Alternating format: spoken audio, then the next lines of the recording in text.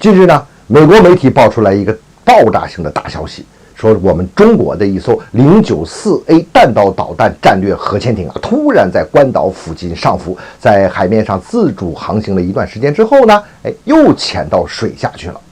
如果真是这样的话啊，那就是寇可网，我亦可网。这12枚巨浪3潜射弹道导弹呢，如果打出去，那是可以覆盖美国的本土全境，那华盛顿也是囊中之物。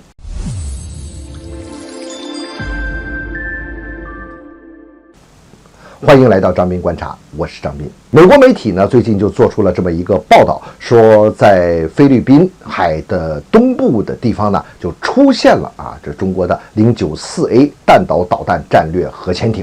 说这个菲律宾岛和这个海有什么让美国感到这么吃惊的吗？就咱们一说这个菲律宾海啊，你别以为就在菲律宾那边，菲律宾海指的不是菲律宾在南海这边这一块，而是菲律宾的东北部这一大片啊。我们看从个巴士海峡一直往上，这台湾岛的这个东边，一直到马里亚纳这个群岛之间，这个地方呢叫菲律宾海盆，这么大的一个地方，它都叫菲律宾海。据美国媒体报道，咱们这个094A 出现呢，就是在这个地方，在距离关岛不足800公里的地方。而且美国的媒体呢还配了图片啊，通过图片来看呢，美国媒体呢就指出，这就是中国的094A 的长征18号艇啊，就是咱们艇号421这一艘。当然咱们不确定它这张图片到底是不是就是这一次所谓的出现在了关岛这个附近弄的这么一张图片啊，也许是他找的一张其他的一个图片。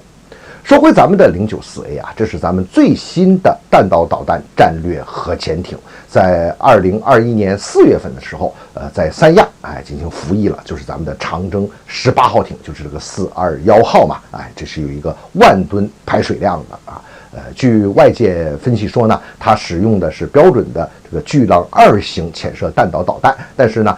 中国已经研制成功了巨浪3型，因此呢，现在这个094A 可以同时使用这个巨浪2或者巨浪3型这个弹道导弹。这巨浪3型的弹道导弹的射程啊，那是超过了12000公里。要是这么算的话，那美国觉得当然是心里感到有些恐怖了嘛。094A 假设真的是有这么一件事儿，你看啊，它在距离关岛800公里的地方上浮起来，这就是上浮给你美国人看的吧哈。关岛距离美国本土9800多公里，而美国本土从东到西整个是4000公里。你要这么算一下的话，像美国的华盛顿纽约呀、大西洋那边的所谓美国那个东海岸，那全在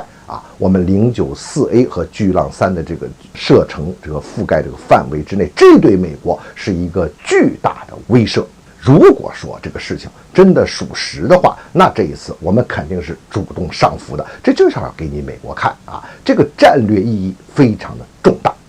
第一，我们从军事的角度来讲啊，战略弹道导弹核潜艇啊，它的这个发射阵位是极其重要。你说你潜艇再厉害，你导弹再厉害，你到哪儿去发射呢？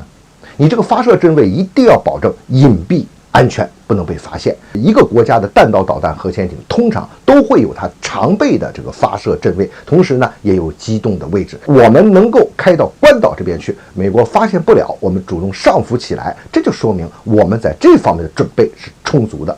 第二呢，我们可以把这件事儿和前一段这山东舰去逼近关岛结合在一起来看。不只是说山东舰过去就是对一个简单的一个对关岛的威慑，对美国的这种拒止，我们可以往前去推伸这个拒止距离，不是这么简单的一个事情。也许在山东号过去呢，就是为了保障我们战略弹道导弹核潜艇发射阵位的安全。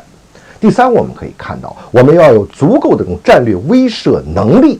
才能保证真正的安全，必须要进行果断的反制，我们才能让美国有所老实。你看尹锡悦跑到美国去一趟之后，美国的核潜艇以后可以停靠我们的这个韩国的港口。什么核潜艇？美国的弹道导弹核潜艇停靠韩国，那玩意儿是为了去防范这个北边的朝鲜吗？它不是啊，这东西就是针对着我们中国和针对着俄罗斯，主要是针对我们中国来呀。你把战略弹道导弹核潜艇你开到我的家门口，那我同样有这个办法把我们的也怼到你的家门口，你也试一试，这就是一种战略平衡。第四一点我们可以看到，我们说这个寇可网，我亦可网。这话说起来那是非常的到位。可是它背后是什么？它一定是坚定的意志和有足够的实力。只有自己的实力足够的情况之下，我们才有可能做出这种必要的反制。